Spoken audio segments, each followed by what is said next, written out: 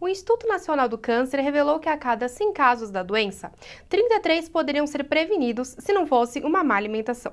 É constatado também que não só o câncer, mas outras doenças como diabetes e obesidades podem ser evitadas se os hábitos alimentares do brasileiro não fossem tão ruins.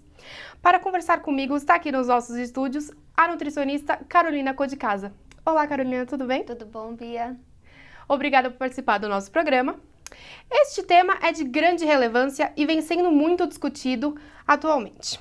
Carolina, muitas pesquisas apontam que os hábitos alimentares dos brasileiros são muito ruins de forma geral. Por que isso acontece? E existe alguma alternativa disso mudar? Então, Bia, na verdade isso é um processo que vem ocorrendo já faz um tempo, por conta do processo de industrialização. Então, a mulher precisou sair do lar, né? Parou de realizar as refeições para o marido, para os filhos, foi inserida no mercado de trabalho e, em consequência disso, veio a má alimentação, aumentou o número de consumo por fast food, por junk food. Então, é um processo decorrente da industrialização. Se tem alguma forma de isso ser modificado. Eu percebo muito hoje em dia que, o mundo está tentando resgatar, né, o Brasil, o mundo está tentando resgatar de novo essa alimentação saudável. Então, por meio de fast food, só que saudável, introduzindo uma alimentação mais saudável, por meio de campanhas, até mesmo por alguns convênios de saúde que às vezes a gente vê em propagandas. Então, talvez essa seja aí o primeiro passo, por meio das propagandas. E você falou dos produtos industrializados e os refrigerantes também, eles estão crescendo cada vez mais na mesa dos brasileiros. Quais são os malefícios desses produtos que passam por diversos processos da indústria? Olha, falando um pouquinho sobre os refrigerantes, né, só para você ter uma noção. Uma lata de um refrigerante à base de cola, ele contém mais ou menos 35 gramas de açúcar. 35 gramas de açúcar corresponde a 7 sachêzinhos.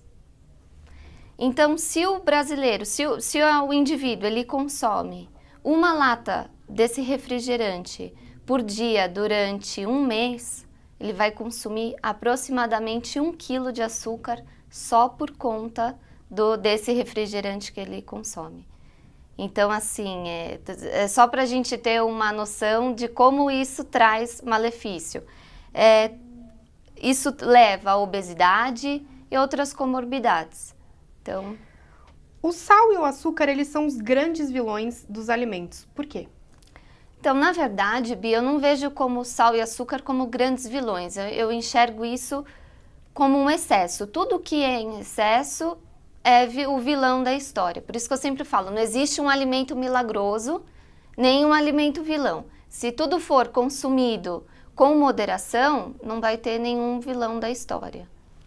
E fazer dietas, elas realmente funcionam ou você precisa de uma reeducação alimentar em geral? Então, Bia, depende do que a gente fala de dieta. Então, eu vou dar um exemplo para você. Quando eu recebo um paciente no pós-operatório de alguma cirurgia que ele realizou, uma dieta específica para ele, ela vai ser funcional. Aplica a dieta, né? Agora, vamos supor que chega um paciente no meu consultório, ele queira mudar o estilo de vida, quer uma alimentação saudável, aí sim é viável a reeducação alimentar e não a dieta, porque normalmente quando a gente fala dieta remete a algo restritivo, principalmente em calorias, e aí ela não é eficaz mesmo, por isso que eu prefiro a reeducação alimentar para mudança de hábitos, né, e de preferência hábitos saudáveis. E a gente entrou nessa onda fitness agora, né? Os sucos verdes, mais popularmente conhecidos como detox. Eles são famosos, né, agora. E para que eles servem? E qual seria uma dica, assim, para ele ser tomado, assim? Em qual refeição e se substitui alguma refeição? Então, na verdade, o suco detox, ele ele serve para desintoxicar o organismo, né? Ele faz parte desse processo de desintoxicação. Só que nós temos enzimas dentro do nosso organismo que são responsáveis por realizar esse processo de desintoxicação. Então, o suco detox, ele auxilia, ele estimula ainda mais esse processo. Não adianta a gente tomar um suco detox e não ter uma alimentação saudável. Ele não é aquilo que eu te falei antes, ele não é um alimento, não vai ser o mocinho, o salvador da pátria para uma alimentação que está completamente errada. Se tem alguma dica para... Não entendi o que você... Se você pode tomar em alguma refeição, substituir. Não existe nenhum substituto pro detox. O ideal é uma alimentação saudável junto a um suco detox. Agora vamos para a reportagem de Mariana Melro, que conversou com os brasileiros sobre os hábitos alimentares. Segundo o IBGE, o brasileiro em geral tem hábitos alimentares ruins. Ingerem comidas de baixo teor nutritivo, com alto índice calórico, e abusa do açúcar e do sal. Isso porque a maioria deles estão na correria do dia a dia. Bom, café da manhã, quando eu como alguma coisa, eu como uma fruta, então eu não sou de sentar à mesa para poder comer pão, essas coisas não.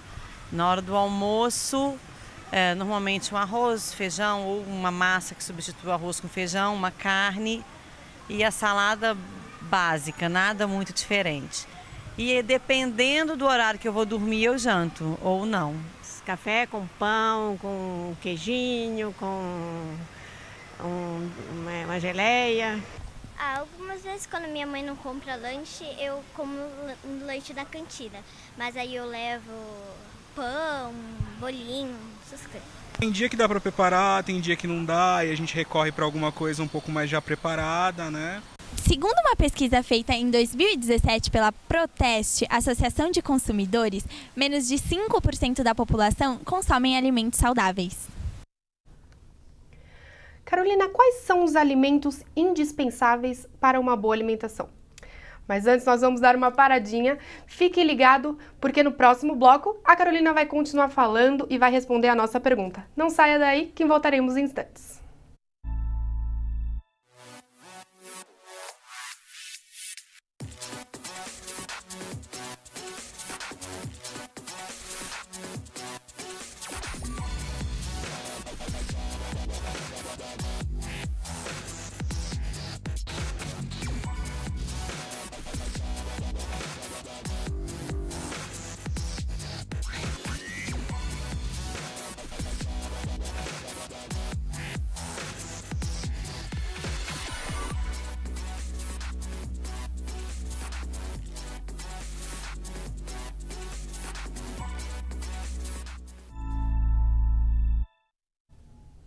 Estamos de volta com o Papo.com. E o nosso tema de hoje é alimentação. Mas antes vamos assistir a reportagem de Gabriela Berman.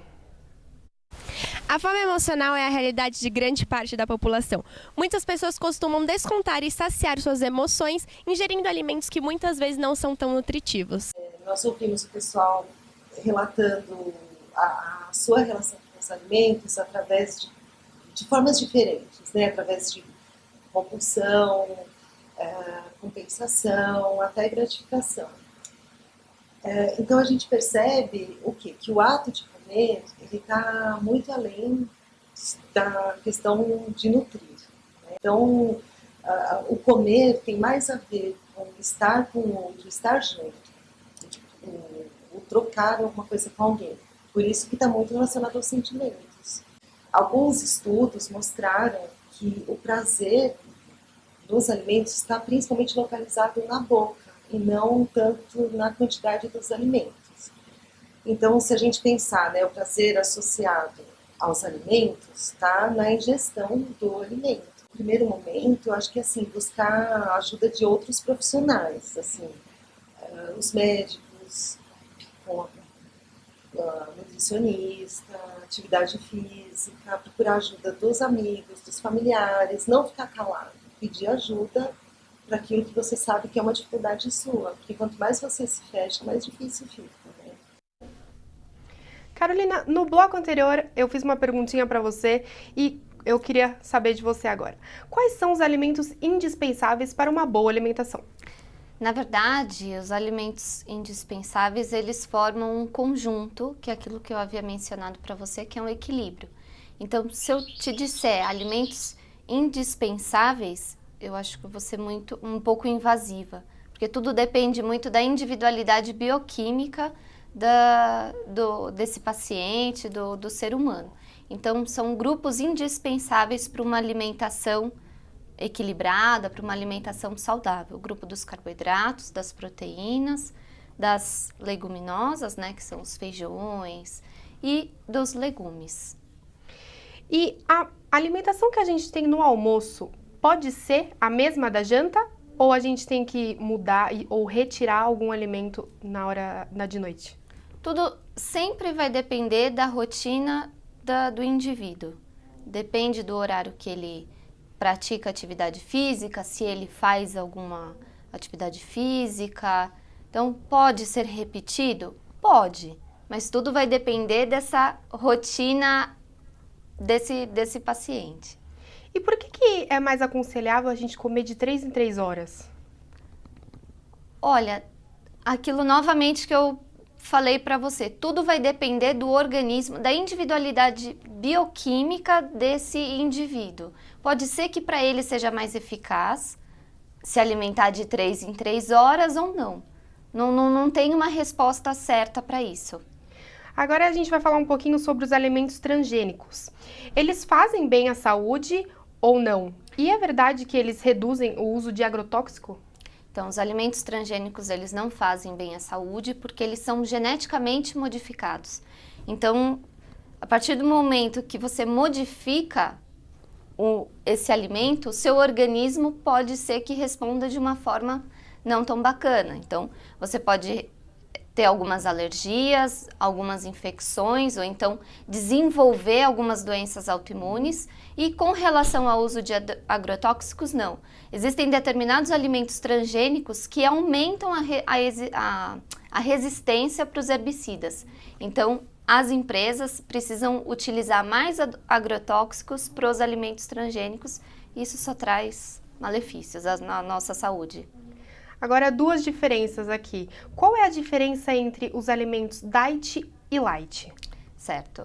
Os alimentos, eu vou começar pelos alimentos light, tá bom? Os alimentos light, eles são reduzidos 25% em alguma coisa. Pode ser 25% de sódio, 25% de gordura, em determinado grupo. Agora, e não há uma regra para isso, tá? Agora, o alimento diet, ele é isento de determinado grupo alimentar. Então, eu vou dar um exemplo para você. O alimento diet, ele é isento de açúcar. Então, os diabéticos podem consumir o alimento diet. Só que, normalmente, o que acontece?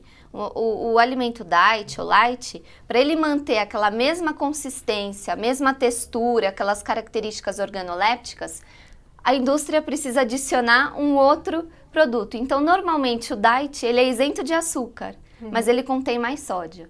Então, a gente precisa ficar atento com isso.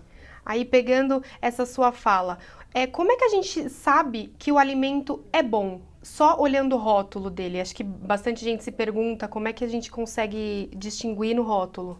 Normalmente, um alimento bom, aquele alimento isento de produtos químicos, você identifica pelo primeiro ingrediente.